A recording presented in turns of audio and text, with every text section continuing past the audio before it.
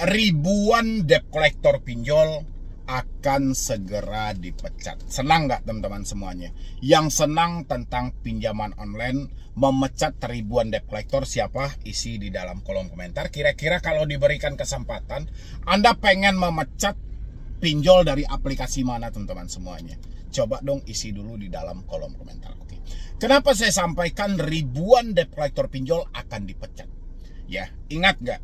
Di bulan Juni dan bulan Juli, saya sempat sering menyampaikan kalau memang benar POJK nomor 11 tahun 2024 ini dipakai semuanya, ya, dan pinjol benar-benar berpatok pada credit scoring, ya, pinjol tidak lagi berpatok pada data Anda, otomatis pinjol akan menemukan nasabah-nasabah yang mantap-mantap, yang nomor satu semuanya gitu. Kalau pinjol sudah menemukan nasabah yang nomor satu, otomatis pinjol tidak butuh lagi yang namanya debt collector. Buat apa nambah-nambah anggaran? Ya, ini kalau POJK-nya berjalan. Kita masih ingat gak dengan yang disampaikan OJK? Dengan adanya POJK nomor 11 tahun 2024, yang mana pinjol akan menjadi pelapor slik, kedepannya pinjol sebelum mencairkan dana untuk calon si borrower atau calon si nasabah, kata OJK nih ya, calon nasabah harus memperhatikan dulu satu, kredit scoringnya. Bagaimana kredit scoringnya? Ya, apakah track record dia selama ini baik? Apakah perjalanan kredit dia ini sangat baik, tidak ada telat atau segala macam? Dan dia harus berpatok pada kredit scoring atau yang disebut dengan SLIK hari ini, Sistem Layanan Informasi Keuangan. Di sana semuanya sudah ada ranking setiap calon si nasabah. Apakah nasabah ini pernah macet, pernah menunggak, pernah tidak bayar, atau segala macam. Kalau hal itu tidak ada, pinjol boleh mencairkan dana untuk si debitur. Apakah hanya sebatas untuk SLIK ini aja yang dilihat? Tidak.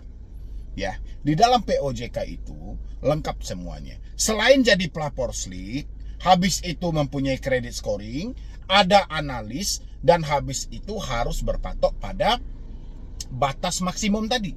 Batas maksimum adalah satu orang cuma boleh meminjam di 3 pinjol. Jadi kalau step by step ini dilakukan oleh pinjol, ya, pinjol benar-benar menilai calon nasabahnya, benar-benar melihat rankingnya, benar-benar melihat calon si nasabahnya ini bagaimana perjalanannya selama ini, saya yakin nasabah nilai 10 pasti akan didapatkan oleh pinjaman online. Kalau pinjaman online sudah mendapatkan nasabah nilai 10, buat apa lagi debt collectornya? Ya, coba teman-teman perhatikan, sudah berapa banyak kira-kira pinjol yang mulai berkurang menggunakan debt collector? Kalau sudah mulai berkurang debt collector yang melakukan penagihan terhadap diri Anda, berarti pinjol benar-benar sudah mengurangi anggaran. Ya, ngapain lagi gitu loh? Karena dia pasti akan menemukan nasabah-nasabah yang berkualitas, nasabah-nasabah yang tepat waktu dalam pembayaran, taat dalam pembayaran gitu loh. Tapi kalau masih sama, ya, pinjol masih sama, penagihannya pun juga makin ganas, makin gencar dan segala macam, berarti pinjol belum mematuhi aturan yang ada. Yang mana POJK itu diberlakukan 31 Juli 2025. Sekarang di bulan Agustus, berarti sudah berjalan dong. Ya kan, jadi teman-teman yang mau minjam sekarang itu sudah memenuhi seleksi yang ada. Ya, tahap seleksinya, SLIK Anda akan dicek, kredit scoringnya perjalanannya seperti apa, analis akan menilai, fintech data center seperti apa, batas maksimum gimana. Ya, itu step by step yang akan dilalui. Maka dari itu, si debt collector pasti akan dikurangi. Kalau debt collector dikurangi, pihak ketiga juga dikurangi. Ya, ngapain lagi buang-buang anggaran? Orang tidak akan ada yang macet kok. Karena yang ditemukan nasabah berkualitas. Ya enggak, otomatis angka pengangguran akan lebih meningkat lagi tuh. Debt collector yang akan menjadi calon pengangguran, siap-siap aja gitu. Ya, kalau hal ini dipakai. Tapi justru sebaliknya. Kalau hal ini tidak dipakai, debt collectornya bukan dipecat, tapi makin diperbanyak. Ya, karena kan dia asal mencari nasabah. Kredit scoring tidak dilihat, SLIK tidak dipedulikan, batas maksimum juga tidak dipedulikan, ya akhirnya asal aja memberikan pinjaman. Terserah, yang penting dia memberikan pinjaman, ya sudah gitu loh. Yang penting data-data mereka dapat. Otomatis bukan dikurangi debt collector ini, tapi malah ditambah. Ya, teman-teman maunya yang mana? Mau dikurangi apa mau ditambah? Pastinya mau dikurangin dong. Pastinya mau dipecat dong. Yuk sama-sama kita kawal. Benar atau tidak, aturan yang dibikin OJK itu telah ditaati oleh pelaku usaha jasa keuangan. Siapa pelaku usaha jasa keuangan? Pinjol. Ya, bagaimana caranya kita menilai bahwa ini telah dipakai atau tidaknya? Kita bisa lihat, Anda kan sudah meminjam tuh. Anda sudah meminjam misalnya di awal tahun 2025. Anda sudah meminjam misalnya 3 pinjol. Ya, sudah mengalami telat bayar dan Anda tidak mampu bayar. Tiba-tiba ya, baru-baru ini Anda mengajukan pinjol dan itu cair. Berarti mereka tidak memperhatikan hal itu. Ya, kalau mereka tidak memperhatikan hal itu, yang rugi mereka sendiri. Anda dapat bonusnya. Ya, karena ada batasan maksimal. Ya kan, satu orang cuma boleh 3. Dan mereka harus memperhatikan SLIK, berarti data Anda tidak masuk SLIK. Ya, mereka harus perhatikan fintech data center. Data Anda juga tidak masuk dalam fintech data center. Begitu ya teman-teman semuanya. Mudah-mudahan sesuai dengan yang kita inginkan gitu loh. Debt collector akan dipecat, bahkan ribuan debt collector akan terancam untuk kehilangan pekerjaan ini kalau POJK ini berjalan gitu loh. Karena ini kalau sekarang mungkin sudah kurang lebih 15 hari ya, 15 hari berjalan sejak 31 Juli 2025 gitu loh. Sekarang sudah Agustus, berarti udah 15 harian mau mendekati 20 hari berjalan gitu loh. Ya sama-sama kita lihat nanti gitu loh. Apakah akan ada pengurangan debt collector atau malah terjadi penambahan debt collector. Kalau terjadi pengurangan debt collector berarti aturannya jalan. Kalau terjadi penambahan debt collector berarti aturan ini tidak jalan. Ya, seleksi tadi tidak dipakai. Step by step tadi tidak difokuskan oleh si pinjolnya sehingga dia mendapatkan nasabah yang salah. Ya, kan semuanya sudah diatur sama OJK. Supaya dia jangan mendapatkan nasabah yang salah, pakai nih step-step yang ada ini. Jadi teman-teman juga seperti itu. Jadi kalau Anda misalnya mana tahu, ya kan? Karena saya setiap live itu selalu bertanya, "Bang, saya sudah galbay 2 tahun yang lalu, Bang. Saya sudah galbay, Bang, 1 tahun yang lalu. Kira-kira kalau saya mengajukan lagi cair nggak ya?" Ya coba aja gitu loh. Saya nggak tahu cair atau tidak cairnya, saya kurang tahu dalam hal itu. Tapi yang jelas Anda coba aja gitu loh. Kalau cair ya berarti mereka tidak mempunyai credit scoring. Berarti mereka tidak memakai SLIK. Ya itu aja gitu. Tapi kalau nggak cair ya jangan berkecil hati. Berarti peraturan ini mereka pakai semuanya. Jadi kita untuk mengujinya ya ajukan aja gitu loh. Ya nggak sih? Kalau misalnya Anda sudah telat, Anda sudah ada misalnya 3 aplikasi, habis itu telat bayar, dan Anda penasaran apakah POJK ini dipakai atau tidak, ya kita uji dulu. Ya kalau dananya cair berarti hal ini tidak dipakai. Ya sudah, itu bonus buat Anda. Oke teman-temanku, mungkin dari saya cuma itu aja, dan kita berharap sama-sama ini benar-benar kita lihat nanti benar atau tidak debt collectornya itu akan dipecat kalau POJK ini dipakai. Ya, jadi sekian dulu dari saya, Medi Broni. Wassalam. Bos AFVI ya itu membela tentang pinjolnya, bahwasanya tak mungkin ada kartel di pinjol gitu loh. Ya hampir sama lah ya dengan istilah tak mungkin pinjol legal kami melakukan tindakan-tindakan yang seperti itu, sementara sudah kita atur dan segala macam. Dan inilah PR dari KPPU, bagaimana cara membongkar ini. Bahasa-bahasa seperti ini sudah sangat sering mereka gunakan untuk menutupi diri mereka dan menyelamatkan pindar-pindar resmi mereka. Saya mau bacakan dulu teman-teman semuanya. Ini saya ambil berita dari CNBC Indonesia ya. Saya pengen membacakan dulu. Jadi penulis saya mohon izin untuk membacakan berita ini ya, dan kita mau memberikan tanggapan juga sedikit. Tak mungkin ada kartel di pinjol. Begini penjelasan bos fintech. Di sini Jakarta, CNBC Indonesia, Asosiasi Fintech Pendanaan Bersama Indonesia (AFVI) buka suara usai menghadiri sidang Komisi Pengawasan Persaingan Usaha KPPU.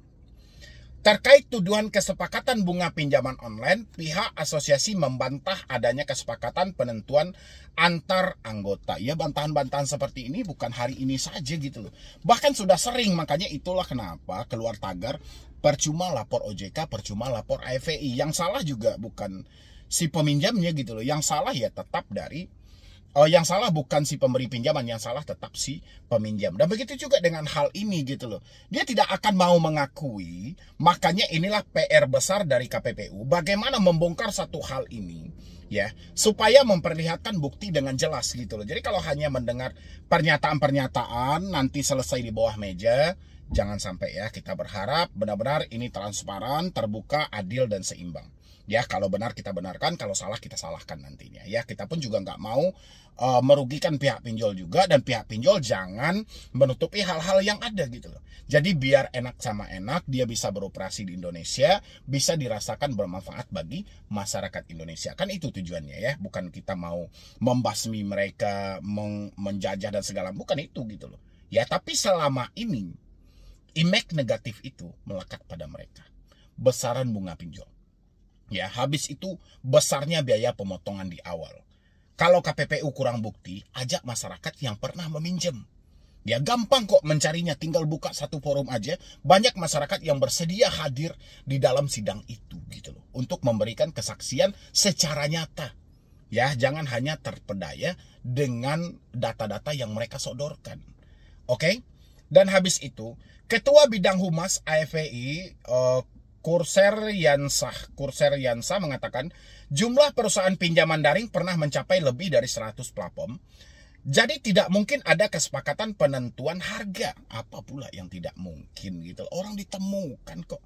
Masa dia bilang tidak mungkin? Kalau dia bilang tidak mungkin, berarti dia tidak bekerja gitu loh. Kalau platformnya pernah mencapai lebih dari 100, itu memang benar gitu loh. Itu memang benar kan, blokir. Diblokir ini bukan kesalahan dari bukan karena OJK menemukan kesalahan, tidak. Karena si pinjolnya tidak sanggup lagi. Ya, ini tanda kutip. Karena si pinjolnya tidak sanggup lagi menjalankan usaha, ya, mereka beroperasi di Indonesia sehingga mereka membalikkan izinnya. Ya, itu banyak kasus loh. Habis itu di sini, jadi tidak ada kesepakatan menentukan batas atas manfaat ekonomi atau suku bunga. Batas atas manfaat ekonomi merupakan ceiling price plafon masih bisa berkompetisi. Jadi dengan itu plafon masih bisa punya ruang yang sangat besar untuk menentukan berapa harga yang akan dikenakan pada pengguna, kata Kurser Yansah dalam konferensi pers Jakarta Kamis 14 Agustus 2025. Ya, kalau bersilat lidah semua orang bisa. Inilah PR-nya. Kalau nggak mungkin sampai ke pengadilan. Nanti biarkan pengadilan yang memutuskan. Yang penting kita kawal terus. Ya, yang merasakan besarnya bunga itu masyarakatnya, gitu loh. Ya, masyarakat yang merasakan besaran bunga tadi. Ya, masa dia pinjam 9 juta, pernah saya dapatkan, pinjam 9 juta di salah satu pinjol legal dengan pencicilan sebanyak 6 kali, 6 atau 3 kali. Ya, itu bisa sampai 18 juta. Ya, ini pinjaman cuma 9 juta loh. Ini gila, luar biasa banget gitu loh kalau dibilangin bunganya seperti itu ya. Tapi prakteknya itu cuman nasabah yang bisa membuktikan hal itu. Tapi KPPU gampang kok. Tinggal dikumpulkan semua orang, buka aja satu ruangan pengaduan. Yuk, Anda yang tertindas gara-gara pinjol, laporkan semuanya ke sini. Nanti akan banyak orang-orang yang memberikan bukti-bukti yang ada. Dia menuturkan para pelaku usaha memiliki kebebasan untuk menentukan tingkat suku bunga, asalkan dengan syarat tidak melampaui batas. Batas maksimum yang diatur adalah sebagai cara perlindungan konsumen. Semuanya dilakukan sejalan dengan arahan OJK dan situasi yang terjadi saat ini. Iya benar, dulu batasnya itu 0,8 per hari. Ya, tingkat paling tingginya. Kalau tingkat paling rendah terserah. Tapi rata-rata pinjol mengambil di tingkat yang paling tinggi sejak 2021 sampai 2023. 2023 masuk OJK nomor 19 tahun 2023, itu aturan malah diperbarui. Ya, jangan dibodohi lagi masyarakat gitu loh. Mereka memang benar itu 0,1% sampai 0,8%, tapi rata-rata mereka mengambil di tingkat yang paling tinggi. Memang ada yang 1%, tapi itu pinjol-pinjol yang tidak jelas juga, oke lah gitu ya kan. Tapi kalau 0,8% ini bukan rahasia pribadi lagi, sudah rahasia umum loh, masyarakat yang merasakan. Di mana situasi hari ini pinjol ilegal banyak sekali beroperasi dan merajalela.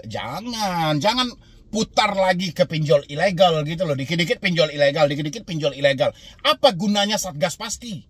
Dulu sebelum Satgas pasti ada Satgas Waspada Investasi yang selalu dibesar-besarkan telah berhasil membasmi sekian ribu ya pinjol ilegal. Kalau sekarang masih tumbalnya ke pinjol ilegal. Ya, yang jadi masalah pinjol legal. Serigala berbulu domba, ini yang paling parah. Mereka berlindung di balik undang-undang OJK. Ya, ini salah satu cara-cara trik yang selalu mereka gunakan, selalu ilegal gitu loh. Kuseriansa menjelaskan pula, situasi saat penentuan batas 0,8 saat itu industri fintech lending masih tahap awal dan tidak ada acuan. Iya benar, ya itu yang ditemukan gitu loh. Tapi hampir merata mereka semuanya menggunakan 0,8. Tidak ada yang 0,3, 0,4 gitu loh, semuanya di tingkat atas. Kan itu yang mau dipermasalahkan. Sekarang pun juga masih ada kok, hanya saja yang mau membongkar kasus ini di lapangan siapa? Kalau suara-suara seperti ini nggak akan didengarkan gitu loh. Kala itu juga banyak pinjol ilegal yang menetapkan bunga tinggi. Di atas 1%, informasi ini juga bisa dibuktikan oleh pihak AFVI. Ya semuanya bisa dibuktikan lah. Cuman jangan ditutup-tutupi, biarkan KPPU dulu gitu loh. Terkait perlindungan konsumen adalah terkait praktik pinjol ilegal. AFVI tidak ingin adanya predator pada lending gitu loh, predatory pada lending. Predatory lending adalah pinjaman yang tidak ada patokan harga dan kesepakatan. Kemudian tiba-tiba waktu itu ada orang pinjam 3 juta ditagih 60 juta dalam waktu pinjam 2 atau 3 bulan. Ya orang pun gak akan goblok gitu loh. Gak ada orang yang goblok dalam hal itu. Hutang dia 3 juta ditagih 60 juta, dia bayar 3 juta aja belum mampu kok. Ya, kalau bahasa-bahasa seperti itu banyak di lapangan gitu ya.